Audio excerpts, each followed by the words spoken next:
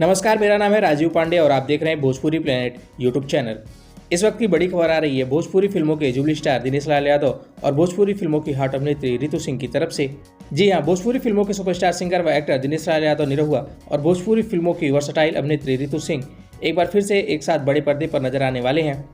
आपको बता दें कि ईगल होम प्रोडक्शन के बैनर तले बन रही भोजपुरी फिल्म आर्मी के जरिए जुबली स्टार दिनेश लाल यादव और अभिनेत्री रितु सिंह एक बार फिर से बड़े पर्दे पर नजर आएंगे।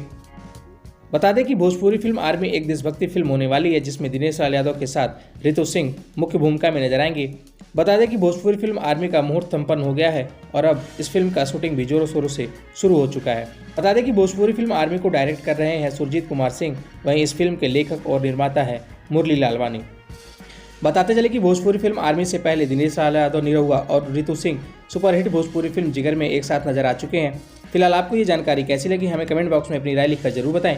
वीडियो अच्छी लगी तो वीडियो को लाइक करें, शेयर करें और दिनेश लाल यादव, निरहुआ और रितु सिंह से जुड़ी ऐसी तमाम खबरों के लिए हमारे चैनल को सब्सक्राइब करके बेल नोटिफिकेशन जरूर दबा लें।